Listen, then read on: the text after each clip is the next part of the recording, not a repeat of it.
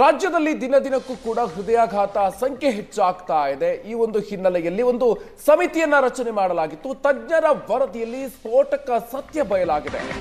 ಭಯಾನಕ ರಹಸ್ಯವನ್ನ ಹೃದ್ರೋಗ ತಜ್ಞರು ಬಿಚ್ಚಿಟ್ಟಿದ್ದಾರೆ.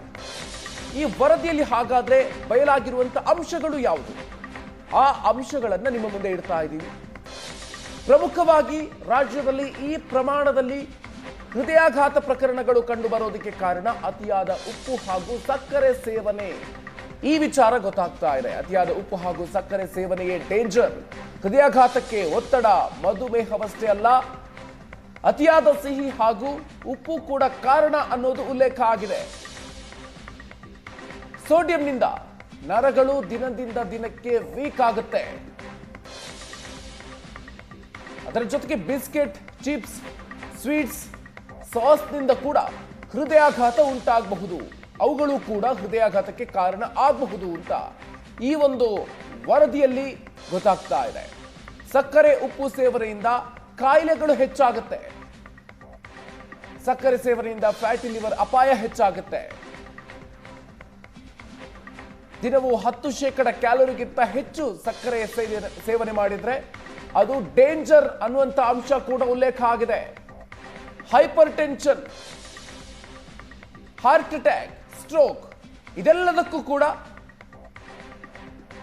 ಸಕ್ಕರೆ ಕಾರಣ ಆಗಬಹುದು. ಈ ವಿಚಾರಗಳನ್ನು ಉಲ್ಲೇಖ ಮಾಡಲಾಗಿದೆ.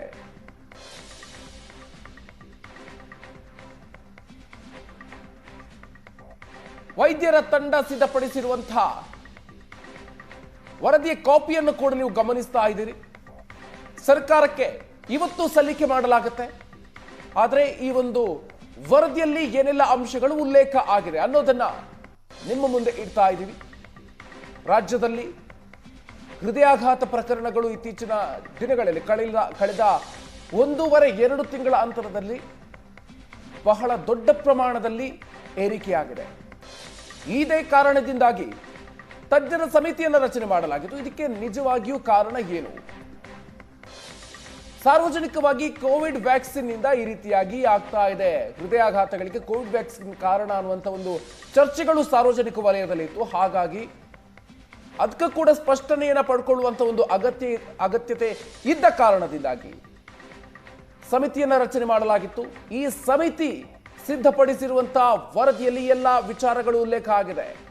ಏನ್ ಕಾರಣ ಅಂತ ಹೇಳಿದ್ರೆ ಪ್ರಮುಖವಾಗಿ ಉಪ್ಪು ಹಾಗೂ ಸಕ್ಕರೆ ಸೇವನೆ ಇದು ಹೃದಯಾಘಾತ ಹೆಚ್ಚಳ ಆಗೋದಕ್ಕೆ ಕಾರಣ ಅನ್ನುವಂತಹ ಒಂದು ಅಂಶಗಳು ಉಲ್ಲೇಖ ಆಗಿದೆ.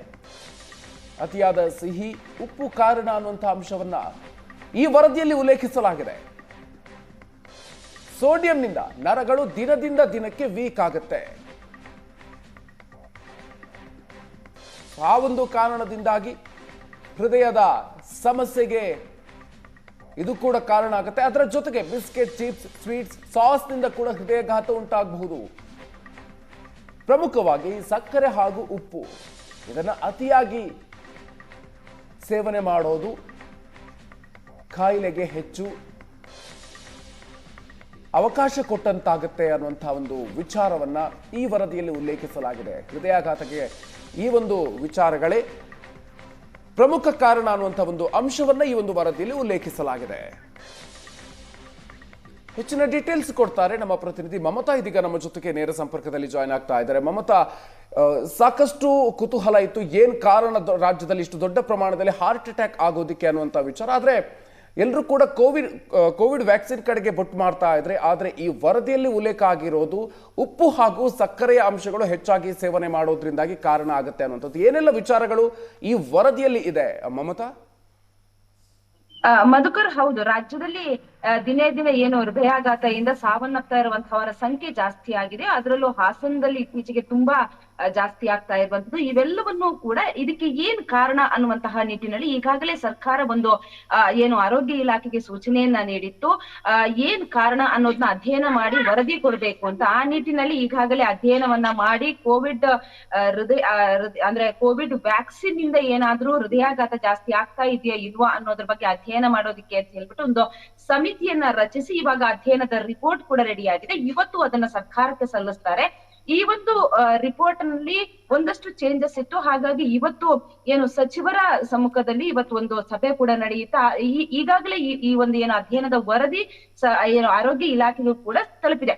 ಇದರಲ್ಲಿ ಮುಖ್ಯವಾಗಿ ನಾವು ಗಮನಿಸಬಹುದು, ಏನಾದ್ರೂ ಕೋವಿಡ್ ವ್ಯಾಕ್ಸಿನ್ ಇಂದ ಹೃದಯಾಘಾತ ಆಗ್ತಾ ಇತ್ತಾ ಅನ್ನುವಂಥದ್ದು ಎಲ್ಲರಲ್ಲೂ ಕೂಡ ಅನುಮಾನ ಇತ್ತು.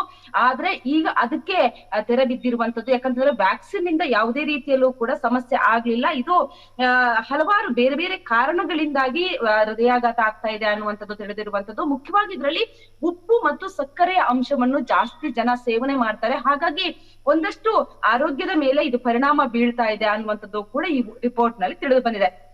ಅಂದ್ರೆ 10ಕ್ಕಿಂತ ಹೆಚ್ಚು ಕ್ಯಾಲರಿ 10ಕ್ಕಿಂತ ಹೆಚ್ಚು ಕ್ಯಾಲರಿ ಏನು ಸಕ್ಕರೆಯನ್ನ ಸೇವನೆ ಮಾಡೋದ್ರಿಂದ ಬೇರೆ ಬೇರೆ ಹೃದಯಾಘಾತದ ಸಮಸ್ಯೆಗಳು ಕೂಡ ಕಾಣಿಸುತ್ತೆ.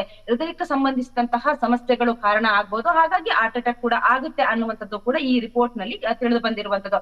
ಅಂದ್ರೆ ಏನು ಸ್ವೀಟ್ ತಿನ್ನುವಂಥದ್ದು, ಅದರಲ್ಲೂ ಕೂಡ ಸಕ್ಕರೆಯ ಅಂಶವನ್ನ ಜಾಸ್ತಿ ಬಳಕೆ ಮಾಡಲಾಗುತ್ತೆ.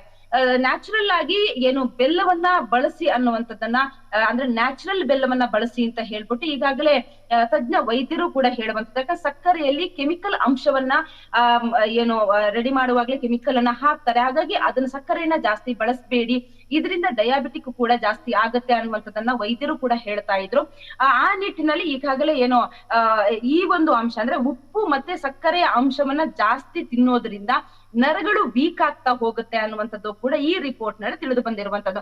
ಹಾಗಾಗಿ ಒಂದು ಏನು ಮೆಟಬಾಲಿಕ್ ಲೆವೆಲ್ ಕೂಡ ಕಡಿಮೆ ಆಗ್ತಾ ಬರುತ್ತೆ. ಈ ಎಲ್ಲ ನಿಟ್ಟಿನಲ್ಲಿ ಈಗಾಗಲೇ ಅಧ್ಯಯನದ ವರದಿ ಏನಿದೆ, ಆ ವರದಿಯಲ್ಲಿ ಪ್ರತಿ ಒಂದು ಅಂಶಗಳನ್ನ ಅಂದ್ರೆ ಕೇವಲ ವ್ಯಾಕ್ಸಿನ್ ಇಂದ ಮಾತ್ರ, ವ್ಯಾಕ್ಸಿನ್ ಎಫೆಕ್ಟ್ ಇಂದ ಏನಾದ್ರೂ ಡೆತ್ ಆದ್ರ ಅನ್ನುವಂತಹ ಒಂದು ಏನು ಅನುಮಾನ ಇತ್ತು, ಅದಕ್ಕೆ ಈಗ ತೆರೆ ಬಿದ್ದಿರುವಂತದ್ದು.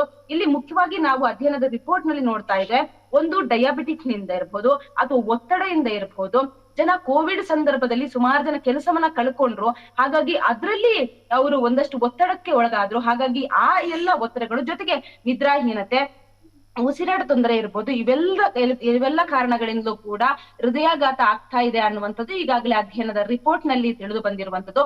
ಈ ನಿಟ್ಟಿನಲ್ಲಿ ಎಲ್ಲಾ ರೀತಿಯ ಚರ್ಚೆಗಳನ್ನ ಇವತ್ತು ಅಂದ್ರೆ ಏನು ಆರೋಗ್ಯ ಸಚಿವರಾಗಿರುವಂತಹ ದಿನೇಶ್ ಗುಂಡೂರಾವ್ ಅವರ ನೇತೃತ್ವದಲ್ಲಿ ಇವತ್ತು ಸಭೆಯನ್ನ ನಡೆಸ್ತಾರೆ.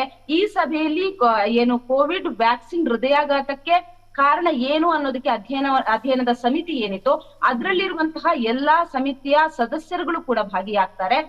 ಬೇರೆ ಬೇರೆ ಆಸ್ಪತ್ರೆಯ BMCR ಇರ್ಬೋದು ಅಥವಾ ನಿಮಾನ್ಸ್ ಆಸ್ಪತ್ರೆ ಇರ್ಬೋದು, ಎಲ್ಲ ತಜ್ಞ ವೈದ್ಯರುಗಳಿರ್ತಾರೆ.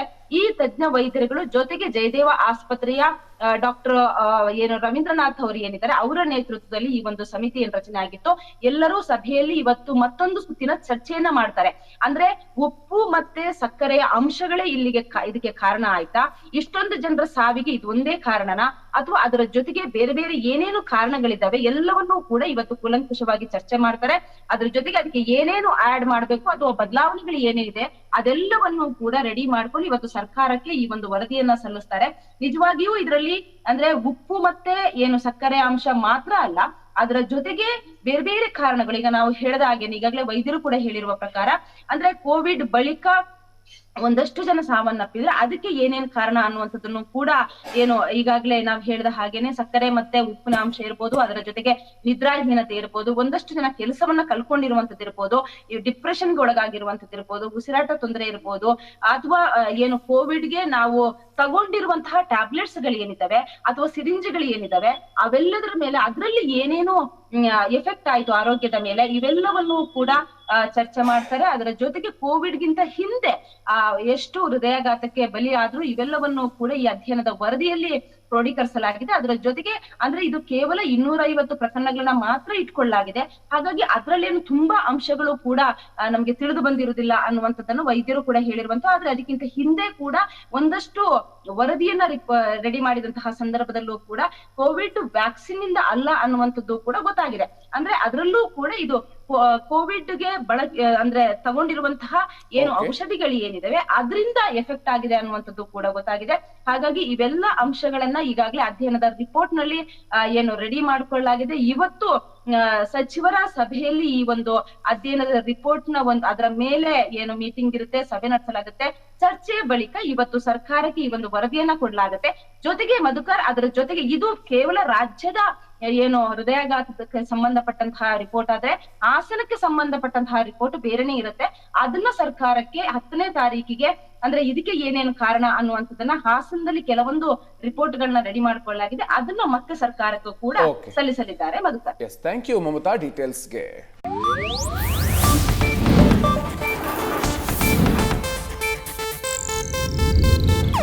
ಇದು ಏಷ್ಯಾನೆಟ್ ನ್ಯೂಸ್ ನೆಟ್ವರ್ಕ್ ಪ್ರಸ್ತುತಿ.